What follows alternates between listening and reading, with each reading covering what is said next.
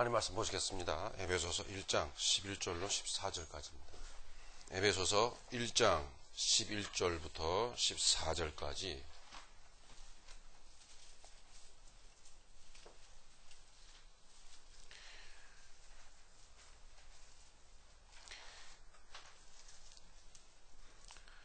함께 봉독하시도록 하겠습니다. 모든 일을 그의 뜻의 결정대로 일하시는 이의 계획을 따라 우리가 예정을 입어 그 안에서 기업이 되었으니 이는 우리가 그리스도 안에서 전부터 바라던 그의 영광의 찬송이 되게 하려 하심이라.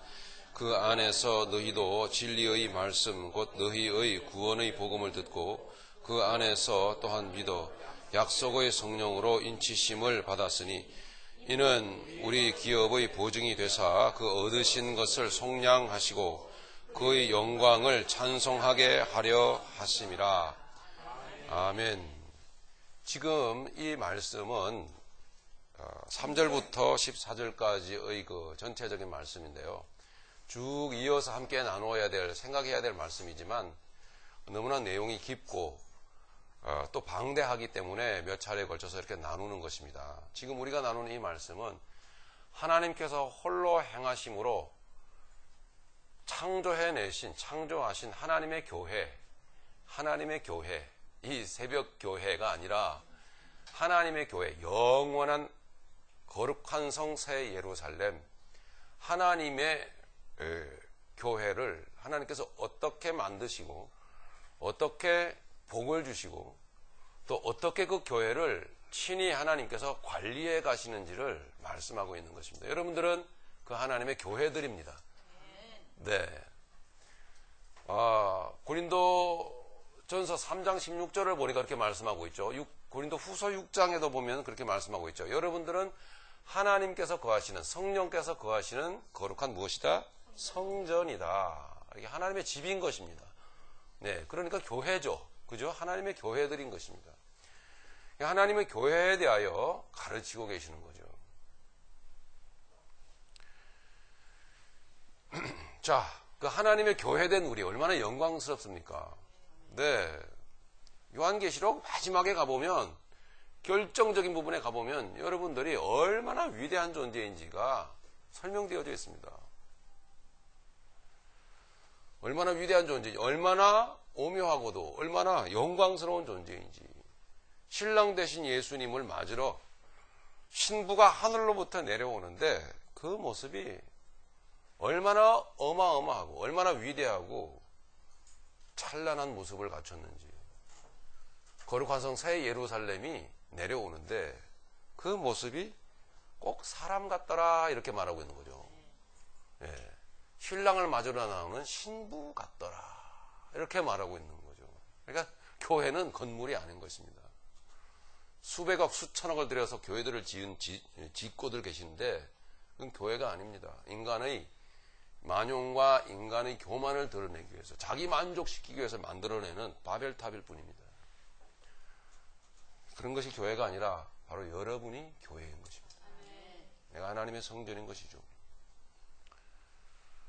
자, 그런 우리인데 우리의 지난 날들을 돌아보시고 또 지금도 돌아볼 수 있고 또 우리의 현재의 모습도 돌아보시면 현재의 모습도 또 돌아볼 수 있겠죠. 바라볼 수 있겠죠.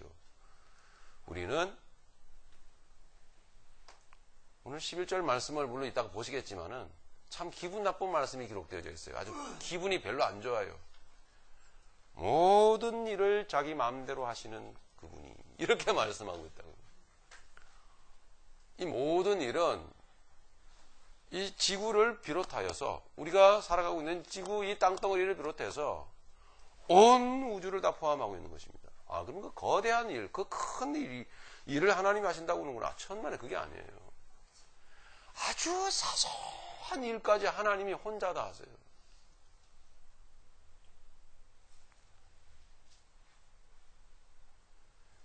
아주 사소한 일까지. 우리의 인생에 있어서의 우리의 주인됨을 하나님이 허락질 않으세요. 인생의 나이를 먹고 인생에 점점 성숙을 더해가면 갈수록 사람은 진정 성숙한 사람은 그 사실을 깨닫습니다. 아, 나는 약한 갈대에 불과하구나. 너무나 나의 정신은 나약하고 내 인생을 내가 책임질 수가 없구나. 이것을 느낍니다. 성숙한 사람. 우리가 할 수 있는 것이 아무것도 없다라는 사실. 우리의 그 머릿속의 생각마저도 하나님께서 친히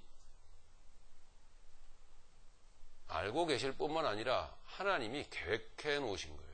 너무 기분 나쁜 이야기죠. 좀 잔인하리만치 우리가 부정돼야 되고, 우리의 존재가. 그래야 우리의 존재가 부정되는 만큼, 골짜기가 깊은 만큼 무엇이 높아지는 거예요? 산이 높아지는 것입니다.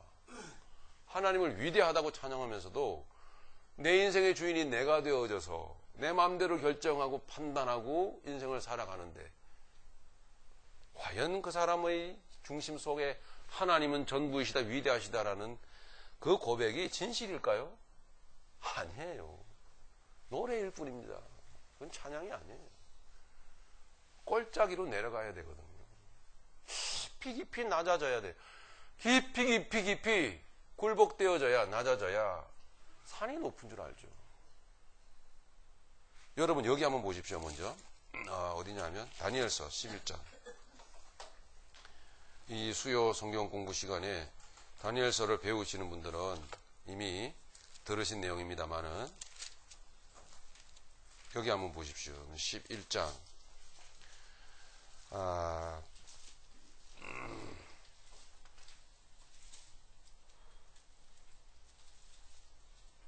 27절만 읽겠습니다. 이게 뭐 너무 긴데 27절. 제가 한마디만 말씀을 미리 드리고 우리 읽도록 하죠. 여기 27절에, 다니엘서 11장 27절에 보니 이렇게 썼어요. 이 두 왕이 마음에 서로 해하고자 하여, 이렇게 썼어요. 이 두 왕은 세상 나라 사람들을 말합니다. 세상의 하나님을 무시하는 권력자들, 큰 세상적 세력을 가지고 있는 사람들, 그런 존재들을 말합니다. 그런데 그 두 왕이 복수예요. 여러 명이다 이 말이에요. 여러 명. 딱히 두 왕을 말하는 건 아니에요. 두 왕이 되고 세 왕도 될 수 있고. 그 다음에 읽어봅시다. 시작. 이 두 왕이 마음에 서로 해하고자 하여 한 밥상에 앉았을 때에 거짓말을 할 것이라 일이 형통하지 못하리니 이는 아직 때가 이르지 아니하였으므로 그 일이 이루어지지 아니할 것임이니라. 아멘. 이 말씀을 누가 쓰도록 하셨죠? 성령께서 쓰도록 하셨죠. 두 왕이 마음에 서로, 자, 마음이에요. 마음에 보이지 않는 세계죠. 그러나 실존하는 세계죠. 마음에 서로 해하고자 하여, 서로를 죽이고자 하는 음모를 서로가 갖고 있다란 말입니다. 여러분 영화 보시면 이런 대강의 이런 어떤 그림들을 우리가 쉽게 볼 수 있잖아요. 그죠? 서로 싸우고 전쟁 치고 죽이고 하는 이런 장면들입니다. 그렇게 그런 마음을 갖고 해하고자 하여 한 밥상에 앉았어요. 같이 밥을 먹는 것입니다. 겉으로는 웃으면서. 근데 여러분 그래 보신 적 없으세요? 있으시죠? 주전사님. 사기 많이 치셨잖아요. 사기꾼은 어떻게 하죠? 웃으면서, 웃으면서 아주 선한 천사의 얼굴 하면서 다가가요. 밥 한 끼 사는 겁니다, 이렇게. 한 밥상에 앉았을 때에 거짓말을 할 것이라. 보십시오. 이게 누가 말씀하는 거예요? 하나님이 말씀하시는 거거든요. 그러면 좀 더 들여다보세요. 잘 들여다보시면 하나님께서 세상에 이루어지는 일들을 예언하시는 걸까요? 이루어지는 일들에 대해서 미리 예견하시고 예언하시는 걸까요? 단순히 그런 게 아니에요. 하나님이 결정해 놓으신 거예요. 하나님이 세상이 이렇게 굴러가도록 하나님이 다 결정해 놓으신 거예요. 사람의 마음의 생각까지 하나님이 다 이렇게 결정해 놓으신 거라고요. 이게 기분 나쁘지만 그래요. 기분이 나쁘면 안 되는 거예요, 사실은. 하나님이 마음속에 생각 속에 결정해 놓은 그 뜻대로 저들이 같이 서로 얼굴을 마주대고 앉아서 친구처럼 웃으면서 밥을 먹는데 속으로는 성대를 이용해 먹으려고 하고 그리고 이겨 먹으려고 하고 죽이려고 하는 마음을 갖고 있더라는 이야기입니다. 어때요? 세상이죠. 예. 그런데 그 일이 형통하지 못하리니 이는 하나님이 그렇게 하시도록 놔둘 때가 있을 거예요. 나중에는요. 예. 이는 아직 때가 이르지 아니하였으므로 그 일이 이루어지지 아니할 것이니라. 그 때를, 그 시기를 누가 붙들고 계십니까? 하나님께서. 이런 하나님이신 줄 정도는 우리가 알아야 합니다. 적어도 믿는 사람들이라면. 자, 다시 본문으로 우리 넘어가 보면은 그렇습니다. 어쨌든 제가 이렇게 주보에 잠시 올려놓은 글대로 우리는 얼마나 불만이 많은지 모릅니다. 그죠? 우리의 부모님에 대해서 불만이 많습니다. 내가 다 할 수 있는데 네? 얼마나 참견이 많은지. 네. 그래서 제가 그랬습니다. 제가 그렇게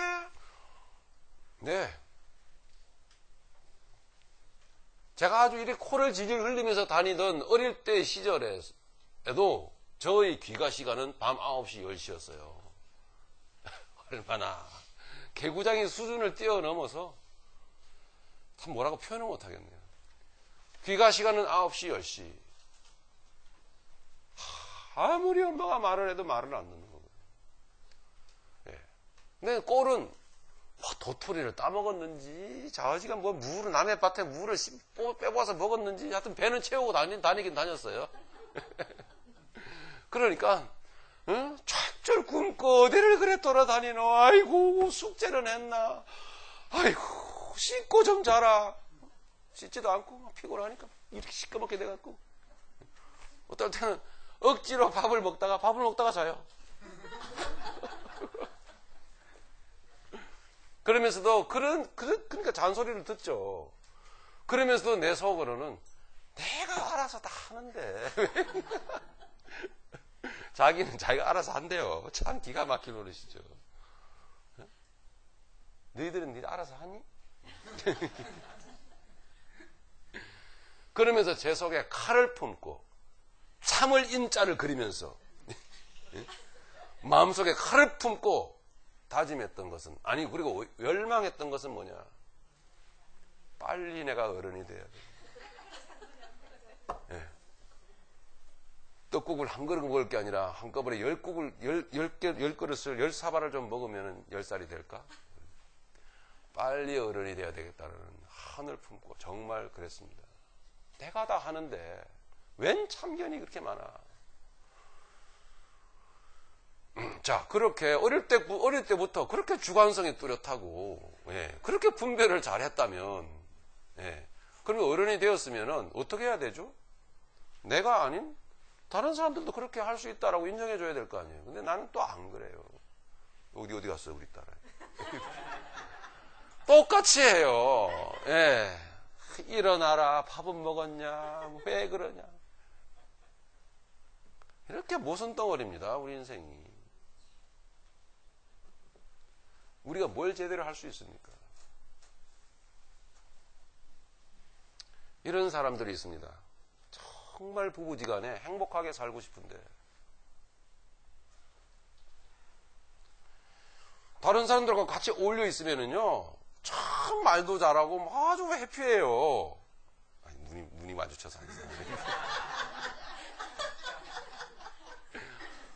이 중에 계셔요, 그분이.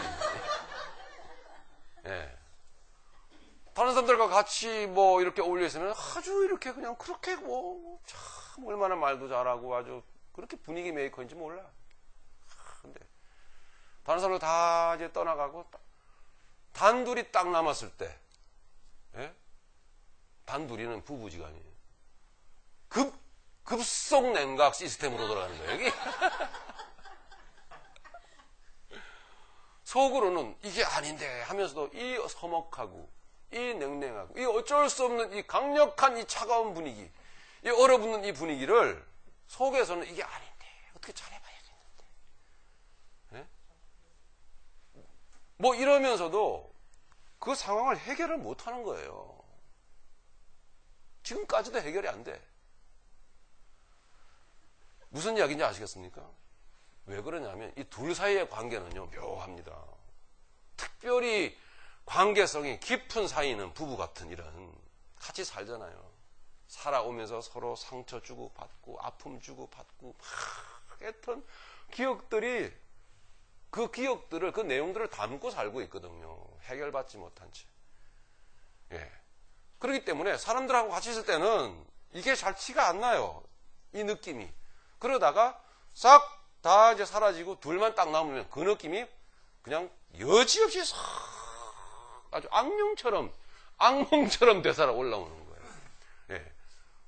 그러니까 그렇게 말 잘하던 그 사람이, 그렇게 분위기 메이커이던 그 사람이 그냥 꼼짝도 못하는 거예요.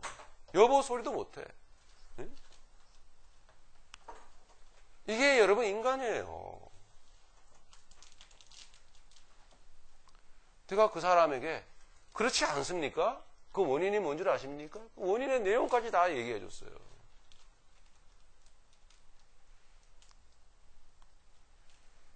인정하시더라고요. 그렇다고. 이렇게는 안 하고 싶은데 도저히 내 마음대로 안 된다. 자, 보십시오, 여러분. 내 마음 하나도 다스리지를 못해요. 컨트롤을 못해요. 이기지를 못해요.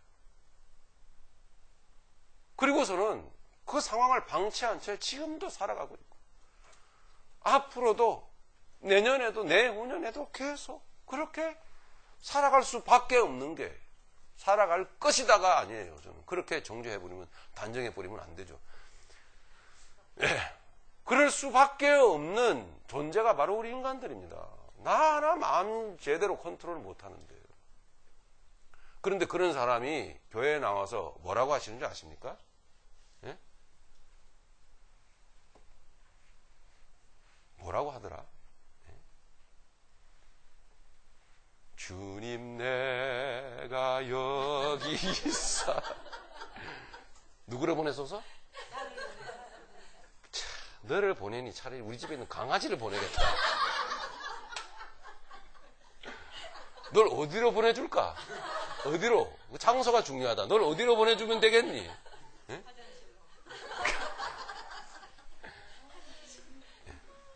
주님이 일을 시킬 수가 없어요. 예. 막 그렇다고 해서, 뭐, 어쩌자는 얘기. 그렇다고 해서 막 공격하고, 뭐, 너 그러니까 뭐, 이렇게 뭐, 접시물에 그냥 코 박고 이제 죽어라. 뭐, 이렇게. 여기서 손가락이 지금 어디를 향하고 있습니까, 여러분?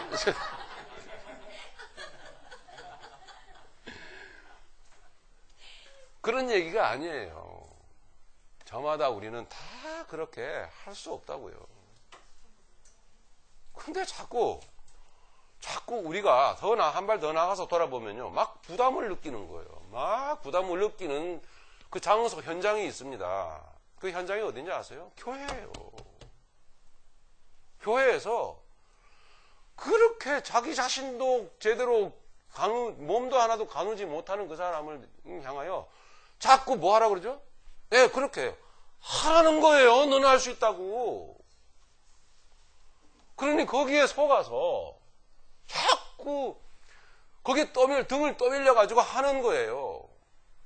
그 하는 행위가 뭔지 아십니까? 주차장에 가서 막 빨간 봉으로 막 교통하고, 그 다음에 또 주방에 가서 막 설거지하고, 또 뭐, 이게 신앙생활인 줄 알아요. 또 뭐 나가면 촥 성교 지나가지고 뭐 3박 4일 갔다 오고 성교했다 그러고. 패나 끼치지 마세요, 좀 가서. 네? 그걸 신앙생활이라고 하거든요. 진정한 신앙생활은 어디서부터 나오느냐? 자기 부정에서 나와요. 깊어져요. 깊이 꼴짜기로 내려가야 산이 높구나. 이걸 알죠.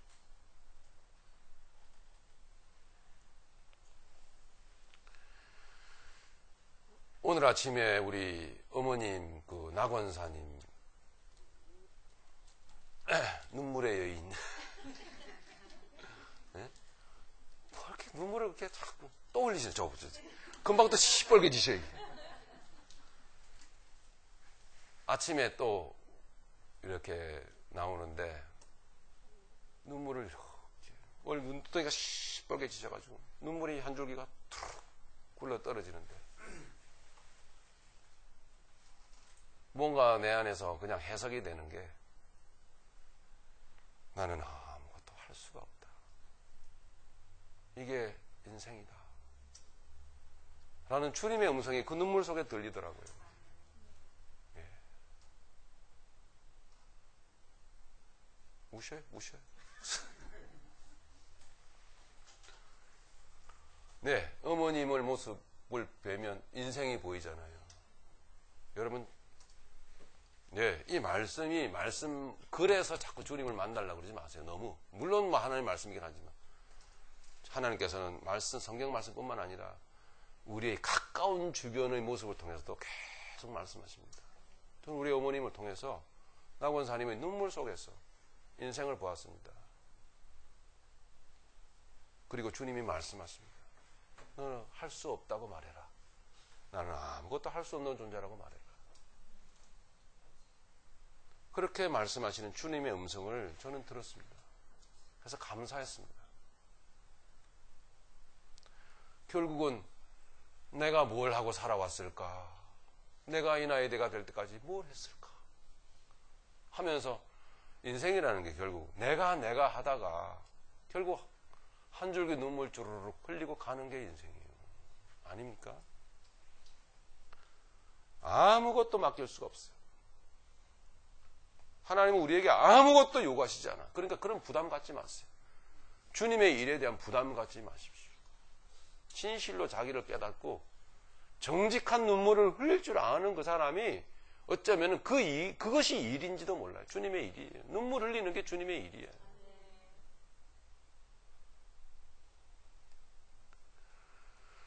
조금만 더 생각해 보십시다. 인생은 그렇게 허무 속에 절망 속에서 죽어가는 게 인생입니다. 온 세상 사람들이 다 그래요. 근데 왜 스스로 하려고 하는가 이런 걸 생각을 해보았더니 하나님의 목적을 모르기 때문이에요. 그분이 어떤 분인지를 모르기 때문에 알면은 그렇게 무모한 짓을 안 합니다. 알면은 모르기 때문에 즉 무슨 얘기냐 자신에 대해서 주제 파악이 아직도 안 돼 있는 거예요. 우리가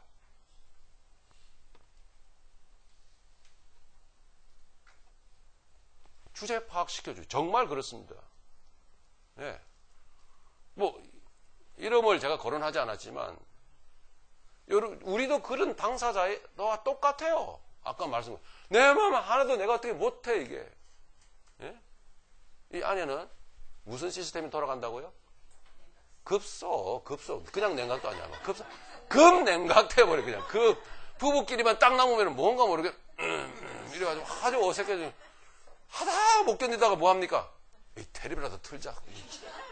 저거 뭐 뜻도 없는 그냥 의미도 없는 전혀 우리를 행복하게 못 해주는 우리의 문제를 해결 안 해주는 괜히 무슨 뉴스라도 틀어놔야 그죠? 박근혜 대통령이 어떻고 뭐 윤창중 씨가 뭐 어떻고 그래야지 에이 저놈 저거 이러면서 괜히 그래야지 이 어색한 분위기를 뭐 어떻게 좀 외면하거나 뭐 이렇게 뭐 넘어가 보려고 하는 그렇지 않아요. 우리 모두가 다 그래요. 주제 파악이 안 돼 있기 때문에 그렇지요. 네. 요즘 우리 집 강아지가요 배탈이 나가지고 심하게 배탈이 났어요. 가지고 막 여기저기 막 줄줄줄줄 싸고 다니는데 아주 죽겠어요. 그거 치우니까 하루 종일 묶어놓을 수도 없고 풀어놓으면 그냥 이게 보통 강아지들은요 사람보다 낫습니다. 사람보다 나아요. 보통 강아지들 아프면 안 먹어요. 근데 우리 집 강아지는 아파도 먹어요. 예, 이게 안 먹어야 병이 났습니다. 위장병이 생긴 거거든요. 장에 문제가 생겼는지 어쨌든 속에 병이 생긴 거예요. 안 먹어야 되는데 이런 거는 아파도 먹어요. 누가 그런지 아세요? 우리 집에서? 제가 그러거든요. 저는 아무리 감기 걸려도 아무리 독감에 아주 도독감이 걸려도 입맛은 너무나 좋은 거예요. 그래서 그 집 강아지는 누구를 닮는다? 예, 주인을 닮다는 절대적 진리가 깨달아지는 순간 뭔가 식은땀이 쭉 나면서 아 주여 오늘 아침 그 깨달음을 갖고 왔다니까요. 저게 날 닮아갖고 저 고통이 길어지는구나. 좀 안 먹으면 빨리 나을 텐데. 정말이에요. 여러분 이사야서 55장에 뭐라고 하나님 말씀하고 계실까요? 내 생각은 너희의 생각과 다르다. 다른데 어떻게 달라요? 그래도 못 깨달으니까 하나님이 예를 들어 주시죠. 어떻게 뭐가 뭐보다 먼 것처럼? 어디서부터? 동에 서서. 그 말씀은 안 나오고요. 예. 예. 하늘과 땅이 나오지요. 예. 하늘이 땅보다 먼 것처럼 높은 것처럼 너희의 생각과 나의 생각은 다르다. 자, 우리가요 감히 섣불리 하나님 일 한다고 하나님의 뜻 이루어 드린다고 하나님 기쁘시게 해드린다 이런 얘기 함부로 하는 거 아니에요. 할 수 있는 게 아무것도 없어요. 이 얘기는 절대 여러분들을 무시하는 얘기가 아닙니다. 오히려 여러분 마음이 편해질 수 있어요. 아하, 난 아무것도 못하는구나.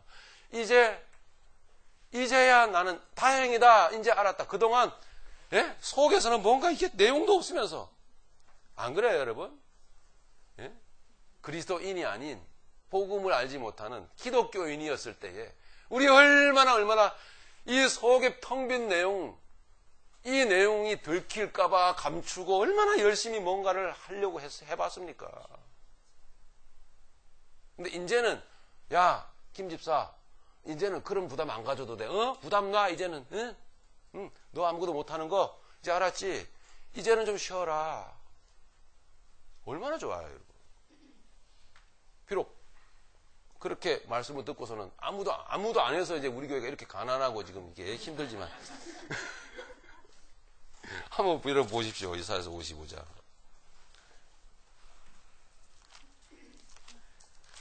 그렇다고 또 아무도 안 하는 거 보면 참 정말 야 그럼 어쩌란 말이에요? 이사야서 55장 8절 같이 읽겠습니다. 이는 내 생각이 너희의 생각과 다르며 내 길은 너희의 길과 다름이니라. 여호와의 말씀이니라. 이는 하늘이 땅보다 높음같이 내 길은 너희의 길보다 높으며 내 생각은 너희의 생각보다 높음이니라. 아멘. 말씀을 해석을 밑에 계속 하고 있지만 뭐 시간 관계상 이 해석을 하지 않겠습니다. 도대체 비가 왜 내리고 눈이 왜 내리는지 그게 내려와서 뭐 자연 현상으로 뭐 다시 뭐 순환을 하고 뭐 그런 것이죠. 뭐 그거 뭐 모릅니까? 그게 아니라는 얘기예요. 그 속에 하나님의 비밀한 구원의 구속사적인 내용을 담고 있는 거예요. 이 자연 속에. 그걸 아느냔 말이에요. 아는 사람 아무도 없어요. 그게 우리의 인생을 얘기하고 있는지 몰라. 예. 그러니까 해석 안 하겠다 이 말이에요. 저는. 좌우지간. 좀 무시당하세요. 여러분 오늘. 그럼 뭐 야외 예배 갖고 아이고 좋다 참 아름다워라 빨리 뭐 점심 갖고 온다 까먹자 이거 아니거든요. 예? 그 깔고 앉은 자연이 그 잔디가 뭘 의미하는지 여러분 아십니까? 자연은 난 곳을 알고 죽을 곳을 안다고 그러잖아요. 얼마나 신기하고 오묘한지 몰라. 짐승은요 난 곳을 알고 죽을 곳을 알아 다시 돌아가요. 찾아갑니다 그곳을. 네. 왜요? 하나님의 능력이 하나님의 붙드신 하나님의 그 지혜가 하나님의 지능이 그 속에 집어넣어 주신 하나님의 그 지혜가 그 속에 있기 때문에 그렇게 하는 거예요. 하나님 그를 통해서 우리에게 뭔가를 가르치신다고. 근데 우리는 몰라. 관심이 없어. 그냥 잡아먹기만 할 줄 알지. 너무나 인간은 못됐어요. 하나님으로부터 많이 벗어났다고요.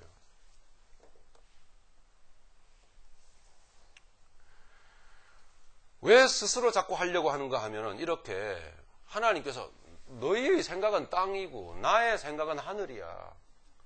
자, 해봐라 한번.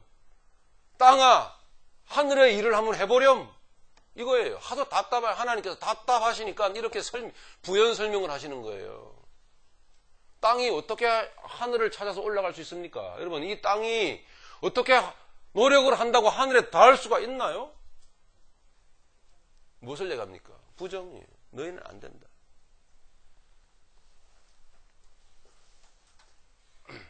자신을 알지 못하기 때문에 우리는 아직도 우리가 뭔가를 하려고 하고 있다는 말이죠. 결국은 불행을 부릅니다. 그것이. 결국 그것이 슬픔을 부르고요. 불행을 불러요. 결국은. 우리를 향한, 인간을 향한 사람을 창조한 목적이 뭐예요? 12절에서 말씀하고 있죠. 사람을 창조한 목적이 뭐라고요? 영광의 찬송이 되게 하게 하시겠어요. 영광의 찬송이 되게 하시겠어요. 찬송은 머리에서 나오는 게 아니고, 찬송은 테크닉이 아니고, 찬송은 심장이에요. 네, 감격이란 말입니다. 찬송은 눈물이에요. 진정 하나님의 사랑은, 그 구원은 눈물 없이는 그 구원을 부를 수가 없어요, 사실은. 근데 그걸 모르고 축제를 하고 이벤트를 하고 무슨 뭐 찬양 집회를 하고 뛰고 웃기거든요, 아주 이게.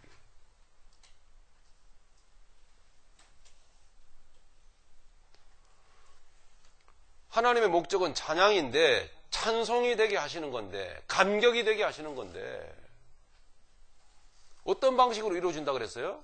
우리를 거룩해 하시고 흠이 없게 하시려고 하는 그 방식으로. 뭐 다시 설명을 할 필요가 없겠죠.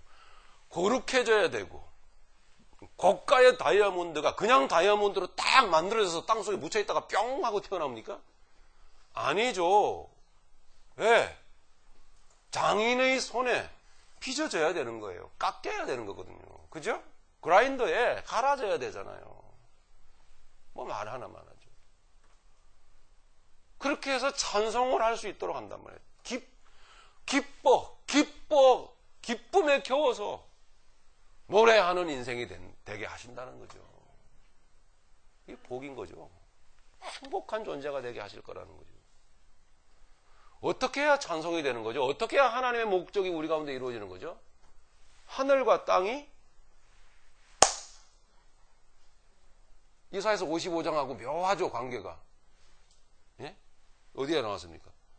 10절에 하늘에 있는 것이나 땅에 있는 것이 다 그리스도 안에서 통일되게 하려 하심이라. 어떻게 해야 찬송이 되죠? 통일이 하늘이 땅 속에 들어와야 된다는 거 아니에요. 예? 이미 우리 나눠봤잖아요. 그죠? 말씀을 상고해봤잖아요. 하늘이 땅에 들어오면 어떻게 됩니까 도대체 이게? 빛이 어둠 속 어둠을 뚫고 들어오면 어떻게 되는 거예요? 어둠은 쪼개지고 갈라지고 절단 나버려요.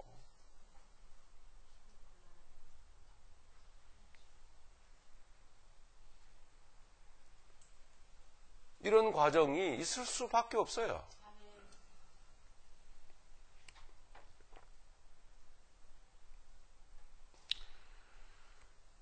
자, 이것을 우리가 어떻게 합니까?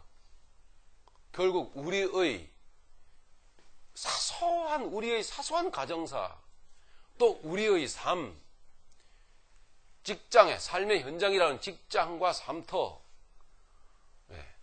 이 모든 우리의 삶이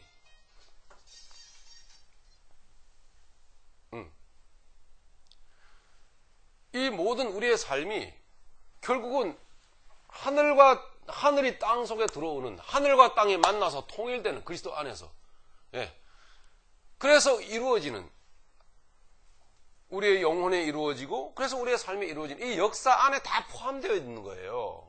별개가 아니에요.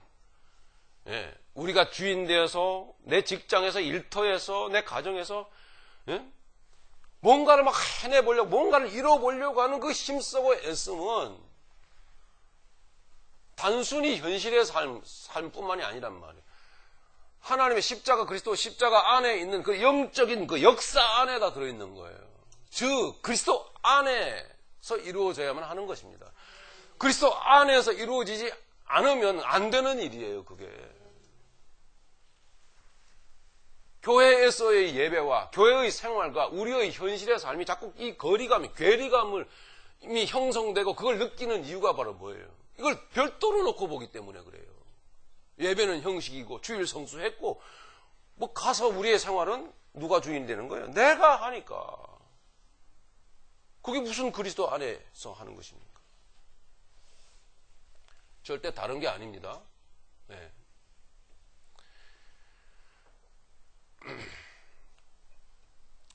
우리는 우리가 한 말도 스스로 아무 말도 스스로 지킬 수도 없고, 오죽하면 세상의 말도 사람의 마음은 초석 변개라. 이런 얘기. 아침에 한 말이 저녁에 틀리다 이 말. 우리는 정말 무능하다. 아니, 우리는 아무것도 할 수 없는 존재라는 사실을 좀 인정해 주셨으면 좋겠다. 이제는 그와 같은 차원에서 저는 좀 이렇게 뭐 여기저기 이것저것을 좀 우리 생활 거를 좀 끄집어들여 가지고 여러분들에게 좀 뭔가 좀 어필해 보려고, 이제는 좀 그만 그렇게 하시라고 그렇게 말씀을 드리는데, 이게 억지가 되지 않기를 바라고 여러분 좀 이해가 되시기를 바랍니다. 우리는 사랑도 못합니다. 사랑. 진정 사랑하는 사람은요, 사랑이라는 말을 쓰지도 않아요. 그냥 아무 표현 없이 넌지시 사랑을 합니다. 근데 세상은 너무나 사랑이라는 말을 많이 하잖아요. 그죠? 너무나 사랑이 아주 남발되고 있죠. 온 세상이. 무슨 뜻일까요? 지가 사랑 못하기 때문에 그러는 거예요. 사랑을 못하기 때문에 계속 그걸 붙들고 뭔가를 해보려고 애를 쓰니까, 진짜 하는 사람은 조용히 표시도 안 내요. 자, 왜 스스로 하려고 하는가? 왜? 그 이유가 뭐라고요? 하나님의 목적을 모르기 때문에, 지 주제 파악이 안 되고 있기 때문에 자꾸 내가 하려고 하는 거예요. 또한 왜 스스로 하려고 하는가? 실은 그 인간의 목적을 품고 있기 때문에 그래요. 믿는다 하는 것은 그냥 껍데기일 뿐이에요. 형식일 뿐이고, 속에서는 자기의 목적을 이루려고 하는 거죠. 이를테면 교회 성장. 이게 인간의 목적. 하나님은 그런 식의 교회 성장에는 관심도 없어요. 교인 숫자 증가, 그런 식의 교인 숫자 증가에는 하나님 관심도 없어요. 하나님께서 교인 숫자 증가에 관심을 갖고 계시다고 한다면 단순히 그건 큰 불행한 사건입니다. 왜냐? 한 사람 한 사람을 살필 수가 없거든요. 네?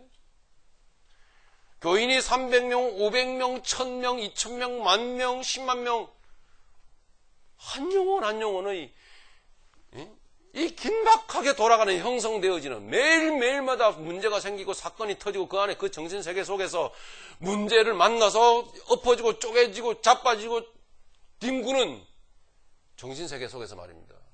그 문제를 어떻게 교회가 1000명, 2000명, 10,000명, 10만 명 되는 교회가 그 한 영혼 한 영혼의 사정을 다 살펴서 어떻게 그 속 사정을 해결할 수가 있겠냐 말이에요. 못해요. 하나님께서는 한 영혼을 강조하잖아. 그죠? 한 영혼이 무엇보다 낫다? 천하보다 귀하다. 뭘 말하겠습니까? 주님이 하신 말씀이에요. 나는 너희들이 원하는 것처럼 그렇게 엄청난 숫자를 만들어내가지고 부흥이라는 둥 이런 식으로 하는 거 나 그런 거 안 한다. 그런 거 하면은 너희들은 그 속에서 그냥 묻혀서, 그 10만이라는 숫자에 묻혀서 그냥 하나의 소품으로 전락될 뿐이다. 셀 넘버 딱 붙여가지고 1번, 2번, 3번. 주님은 그렇게 안 해요. 번호 안 붙입니다, 우리에게. 우리 이름을 한 사람 한 사람 다 불러요.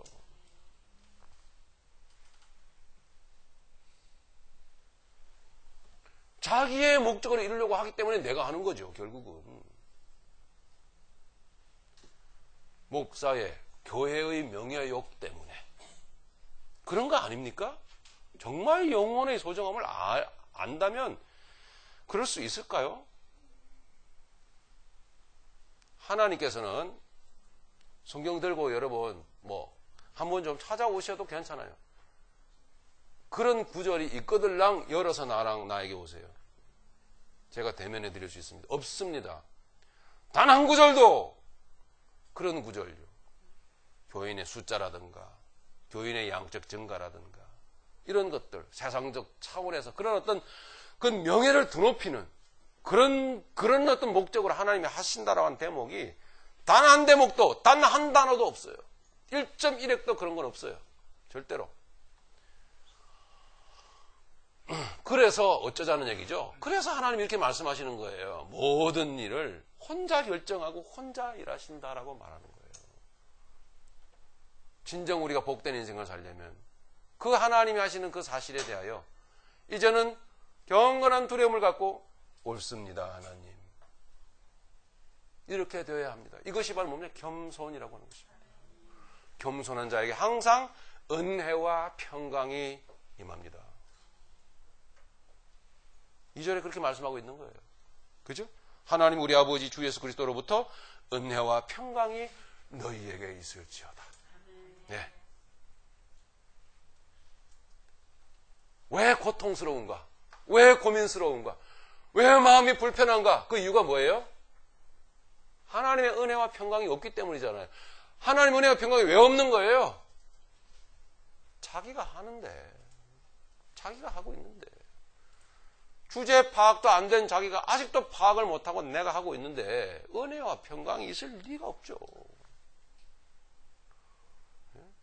겸손한 자에게 임하는 하나님의 복, 은혜와 평강. 그래서 처음에 말씀드린 대로 인생은 결국 내가 하다가 눈물 쪼르르 흘리고 가는 거예요. 우리는 그러나 우리 주님께서 그 가운데서 우리를 구원해 주셨단 말이에요. 할렐루야. 그런 가운데서 우리를 건져내 주셨어요. 인생 그렇게 사는 거 아니다라는 거죠. 11절을 우리가 보시겠습니다. 읽겠습니다. 시작. 모든 일을 그의 뜻의 결정대로 일하시는 이의 계획을 따라 우리가 예정을 입어 그 안에서 기업이 되었으니. 아멘. 아멘. 네. 단순히 이 예정이라는 사실, 모든 일을 하나님이 결정하시고 계획에 따라서 하나님이 직접 일을 주장하고 하나님이 일을 해 나가신다라는 사실에 대하여 다시 한번 짚고 넘어갑시다. 세상에 되어지는 일들을 하나님이 만드신 이 세상을 바라보시고 이렇게 참 좋게 지어 놓으셨는데 하나님께서 바라보시면서 세상에 되어지는 일들을 혹은 되어질 일들을 이렇게 예견하시면서 예언하시는 말씀이 아니에요.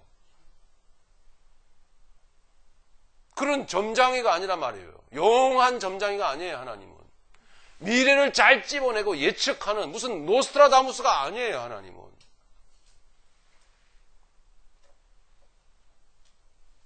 다니엘서 11장 읽으셨죠? 저들이 언제 어떻게 어느 장소에서 어떻게 밥상머리에 앉아서 음식은 뭘 시켜 먹고 참 유치하네요.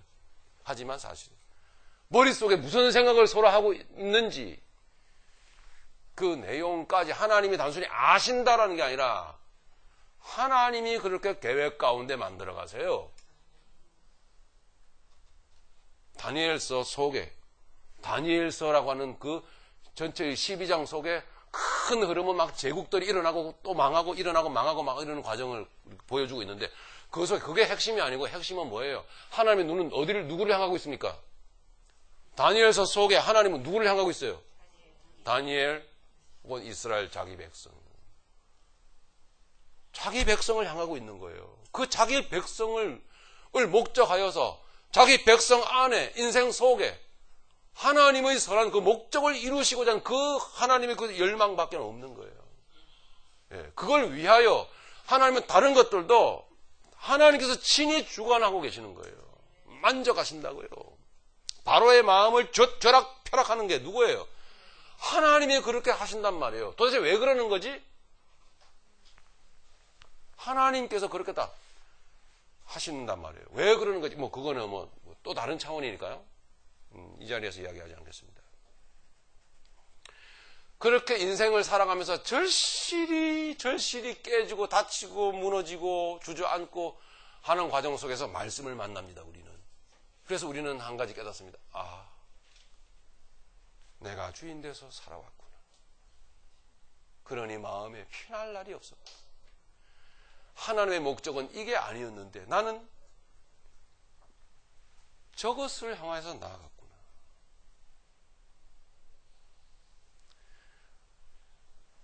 그와 같은 인생의 목적을 깨닫게 된다는 거죠. 그래서 예정, 계획을 따라 우리가 예정을 입었다라고 말하고 있는 거죠. 하나님 자기가 친히 다 시나리오를 짜서 계획해 놓으시고 그 가운데 우리를 택한 백성으로 예정하셨어요.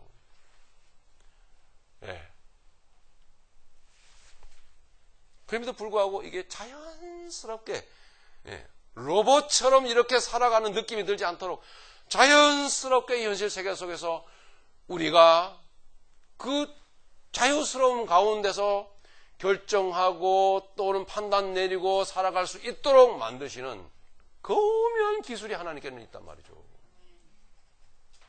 결국은 우리의 시각이, 우리의 감각이 어디까지를 볼 수 있느냐가 중요한 관건인 거예요.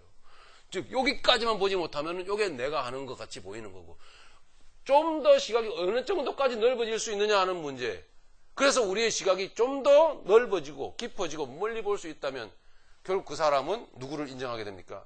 하나님을 인정하게 되는 것입니다. 교회는 그런 존재다라는 거죠. 구원받은 존재는 그렇게 하나님 앞에 굴복되어지는 자다라는 것입니다. 교만을 회개하고 머릿속까지 훤히 꿰뚫어 보시는, 머릿속의 내용까지 하나님께서 주관해 가시는 하나님 앞에서 경건한 두려움을 갖고, 빌립보서 2장에 나오죠. 경건한 두려움을 갖고 겸손한 마음으로 이 의지, 이 모든 중심을 주께 드리며 나아가는 것, 이게 순종입니다. 빌립보서 2장에 보면 우리 안에 성령님이 거하신다고 그래요. 우리 안에 거하시는 그 성령님께서 우리로 친히 소원을 두고 행하게 하시나니. 이러니까 그 소원에만 우리가 많이 이렇게 신경을 쓰게 되면 우리가 하는 것처럼 생각을 해요. 그러나 성도의 삶이라는 것은 결국은 우리의 소원, 우리가 하고자 하는, 우리가 결정 내리고 우리가 판단하고 하고자 하는 그 모든 그건 이루어지는 삶, 말과 행동의 출발점은 누구예요? 성령님이시란 말이죠. 너희 안에서 행하시는 이는 성령이시니 그가 너희로 소원을 두고 행하게 하시나니. 그런 놀라운 삶이 이루어지는 그 존재가 바로 뭐예요? 교회인 거예요. 성도. 사람들은 그에게서 뭔가 아주 심오한, 뭔가 아름다움을, 뭔가 경외스러움을 느낍니다. 저 사람 뭔가 다르다. 그게 뭔지 아셨죠, 여러분? 교회가 가지고 있는 복음의 능력이라는 거예요. 그렇게 하나님께서 친히 이끌어 가시고 친히 몰아가시는 그 교회에 대하여 하나님께서는 두 번째로 13절에 보니까 인치셨다 이렇게 말하고 있어요. 그 교회의 어떤 입장, 그 교회의 어떤 지금 상황, 그 교회가 지금 세상에 있잖아요. 세상에 있는 그 교회가 지금 그 처해 있는 상황을 말해주고 있는 거예요. 그 교회가 처해 있는 상황, 이 세상, 왜냐하면 이 세상은 굉장히 가변성이 많거든요. 이랬다 저랬다, 굉장히 평화로웠다가 막 힘들었다가 전쟁이 터졌다가 좋은 일이 있었다가 나쁜 일이 있었다가, 그죠? 얼마나 이렇게 변화무쌍한지 몰라, 이 세상이.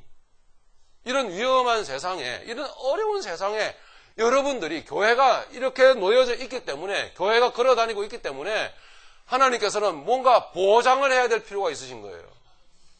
확신을 주셔야 될 필요가 있었던 거예요. 그래서 전반부에 내가 다 하는 것이고 너희는 나에게 기대라, 쓸데없는 고집 피우지 말고, 이렇게 말씀하셨던 것이며, 즉 세상에 있는 교회는 하나님을 절대적으로 인정해야 되고 자신은 절대적으로 부정해야만 한다 라고 하는 사실을 가르치고 있는 것입니다. 이게 교회입니다. 나아가서 그런 교회에 대하여 하나님께서는 너무 위험하고 힘든 세상이기 때문에 하나님께서는 보장을 하셔야 될 필요가 있었던 거예요. 우리는 영적으로 성령 안에서 확신을 갖고 살지만 또 때로는 흔들리기도 하잖아요. 그죠? 혼란이 오기도 하고 연약한 존재입니다. 하늘의 세계를 갖고 있지만 땅의 세계도 같이 갖고 있어요. 두 세계가 같이 움직이고 있으니, 예? 여보 사랑해 우리 잘해보자 막 이러고 말씀 듣고 막 갑니다. 그러다가 저녁에 가서는 또 뭐예요 그 김치 꽁대기 하나 가지고 또 싸우고 막, 예? 응? 딴 거 없어 막 이러고, 예? 제일 크게 웃으시는 분들이 장본인들이에요.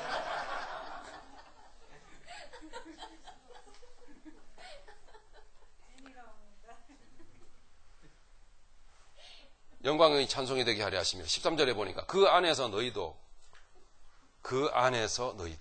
진리의 말씀 곧 너희의 구원의 복음을 듣고 들으셨습니다. 오늘도 그 안에서 또한 믿어 약속의 성령으로 인치심을 받았으니 약속의 성령으로 인치심을 받았다, 예, 라고 가르치고 있단 말입니다. 인치심이라는 그 단어의 뜻은 뭐예요? 소유권을 의미하고 있어요. 예, 소유권. 말 궁뎅이에다가 도장을 꽝 찍으면은, J라는 도장을 찍으면은 그거는 폴정이라는 사람 거예요. 제 겁니다. 예, 아무도 소유권 행사를 못해요. 그거에 대해서. 예, 인치심이라는 말은 소유권뿐만 아니라 그분의 입장에서, 주인된 그분의 입장에서는 권리 행사를 하겠다라는 거예요. 놀랍죠, 여러분? 예. 그 권리 행사를 하는 분이 어떤 분이냐 하면 우리 같이 이렇게 뒤집어지는 분이 아니에요. 그분은 예? 많은 세 전부터 계획하신 대로 실수 없이 지금도 동일하게 일하고 계신 분이란 말이에요. 그 정도면 좀 믿어드려야죠. 뭔 좀 뭐 조금 잘못하면 지옥 간다 그러고 뭐 좀 뭐 이랬다 그러면 뭐 그거 맞으면 뭐 지옥 간다 그러고, 그 부분은 나중에 제가 말씀을 드릴게요. 그 베리칩이니 뭐시기경이 한지 그것 때문에 막 두려움에 휩싸여 갖고 혼란을 겪고 있는데 정신들 좀 차리시고, 그분은 권리를 이제부터 내가 행사를 하겠다라는 거예요. 소유권을 갖고 계시기 때문에 그 주인의 능력 여하에 따라서 뭐예요? 인치심이라는 단어 속에는요, 안전을 보장한다라는 뜻이 들어있어요. 안전을 보장한다. 예. 그 주인의 능력의 권한의, 능력의 그 영향력에 따라서, 능력 여하에 따라서 안전보장의 수치가 좌우되는 거죠. 그죠? 예. 근데 하나님이, 그분이 하나님이시니까 안전보장의 수치가 어느 정도 올라갈까요? 70? 80? 그러면요. 어느 교회 교인이에요? 잘 배우셨네? 가늠할 수가 없는 거예요. 그 주인은 창조주 하나님이시죠. 죽은 자를 살리신 분이시죠. 성령으로. 그래서 그분은 인치셨다라고 말하신단 말이에요. 그분은. 할렐루야. 그분은.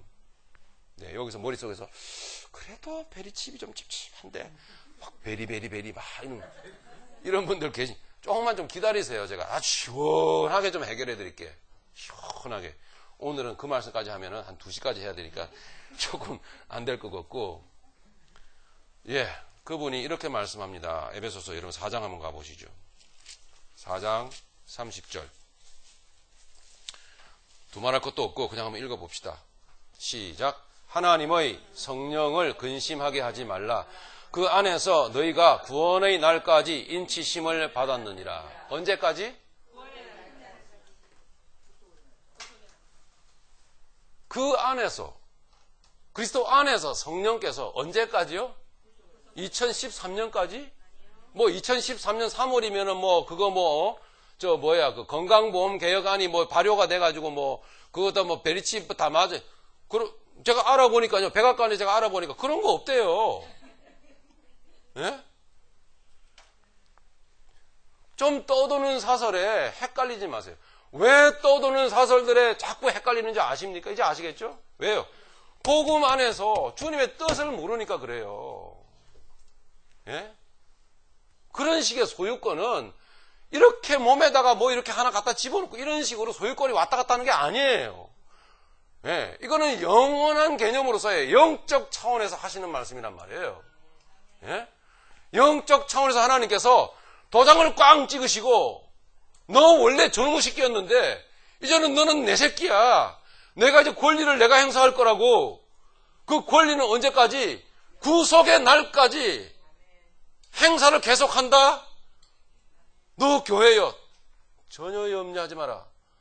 그런 이야기들에 정신이 헷갈리면 안 된다라고 말씀하고 있는 거예요.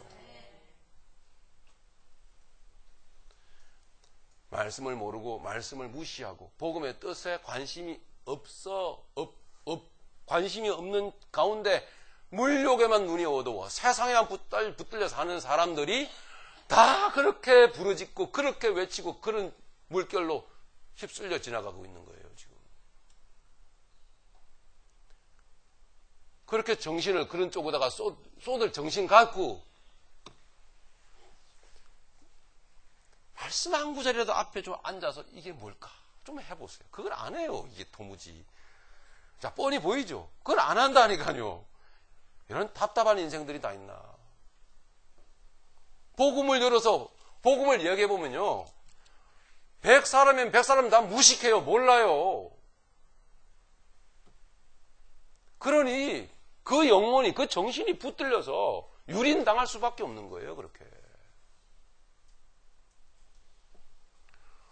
이사야서 43장을 한번 가보겠습니다.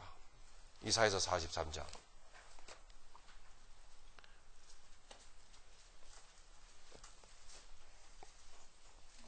1절부터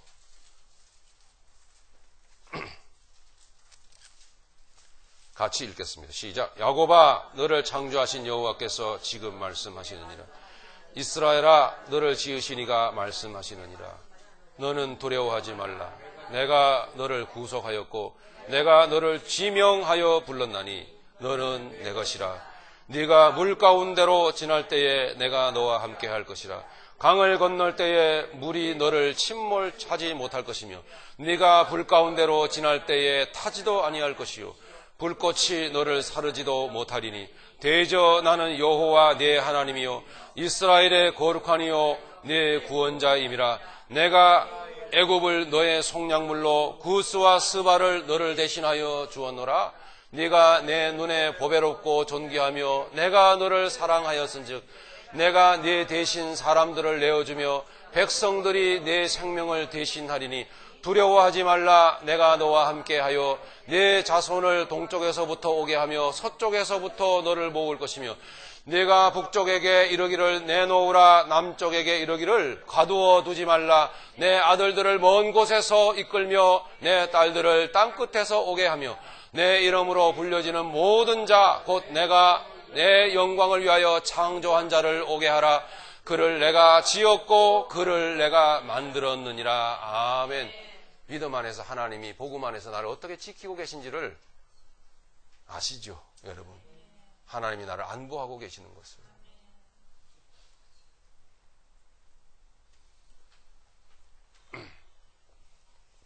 누가 보증이 되신다고요?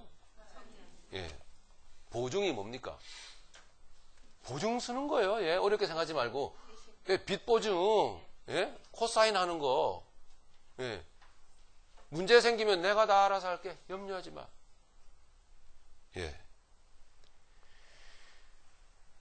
14절 같이 읽겠습니다. 이는 우리 기업의 보증이 되사. 에베소서 1장 14절. 예. 같이 읽겠습니다. 이는 우리 기업의 보증이 되사 그 얻으신 것을 속량하시고 그의 영광을 찬송하게 하려 하심이라. 아멘. 찬송은 이러한 사람들의 심장에서 나오는 것입니다. 찬송. 성령께서 나의 보증이 되신다. 네, 여기서 이는이라고 하는 이것은 바로 성령님을 받는 지시대명사입니다. 성령님은 우리의 기업의 보증이 되사. 네, 이렇게 말씀하고 있는 것입니다. 우리가 살아가는 이 세상은 하나님께서 인치시고 하나님께서 친히 주관하시고 친히 모든 일을 그 계획 가운데 다 진행해 나가시고 그리고 인을 치시고 보증하셔야 할 만큼 보증이 되셔야 할 만큼 위험한 세상입니다. 장담컨대 복음을 통하여 장담컨대 여러분 다행한 일입니다. 여러분 천만다행이라고 생각하셔야 됩니다. 믿노라고 하는데 이게 아닌데 이건 아니잖아. 믿고 천국 갈 줄 알았는데 웬걸 전혀 가는 곳이 다른 방향인 사람들이 대부분이라는 사실을 아셔야 됩니다. 좁은 문으로 들어가라. 그래서 여러분의 귀에 좋은 소리가 안 들려지고 여러분을 찌르는, 힘들게 하고 불편하게 하는, 부담스럽게 하는 복음이 여러분에게 계속 들려져야만 된다는 것입니다. 사탕은 이빨 썩어요. 달콤한 거는 쓴 게 나를 유익되게 한다는 것쯤은 우리가 알지 않습니까? 믿을 사람도 없어요. 여러분, 사람을 의지해서는 안 됩니다. 이 목사도 여러분들의 신뢰의 대상이 아니에요. 절대로. 말씀을 전하는 사람일 뿐입니다. 내일의 상황이 어떻게 돼야 알지 여러분 어떻게 장담을 합니까? 너는 안 된다. 너는 아니다라는 음성을 오늘 여러분 들으시길 바랍니다. 인생 가운데 절박하게 나 아니었습니다. 주님. 이 고백이 여러분에게 나올 하나님의 음성이 여러분 안 들리십니까? 들리시죠? 네. 하나님 이렇게 오늘도 말씀하십니다. 자신이 부인되지 않으면 평생 비참해진다라는 것. 너는 너 자신이 부인되어지지 않으면 너의 평생 너는 비참해질 것이다. 라는 음성이 여러분의 귀에 들려지기를 바랍니다. 하나님은 스스로 돕는 자를 돕지 않으십니다. 그것은 세상 말이고 아무리 지성을 들여도 하나님은 감동하지 않습니다. 지성이면 감천이라고 웃기는 소리 하지 마세요. 하나님은 스스로 행동하는 자를 가증히 여기십니다. 지 마음 하나도 못 다스리는 주제가 뭘 하겠다라는 거예요. 그래서 지구를 이 모양 이 꼴로 만들어 놓았니? 하나님은 이 하나님의 음성이 여러분의 귀에는 들리시겠죠. 하나님 앞에 겸손하십시다. 우리는 교회들이기 때문에 신중하게 인생을 살아가야만 합니다. 마지막으로 고린도후서 1장 22절 읽고 마치도록 하겠습니다. 고린도후서 1장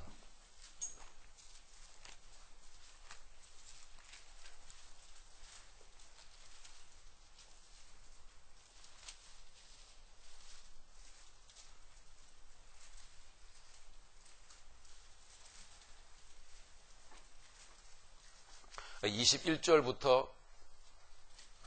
21절, 22절을 같이 읽겠습니다. 시작. 우리를 너희와 함께 그리스도 안에서 굳건하게 하시고 우리에게 기름을 부으신 이는 하나님이시니 그가 또한 우리에게 인치시고 보증으로 우리 마음에 성령을 주셨느니라.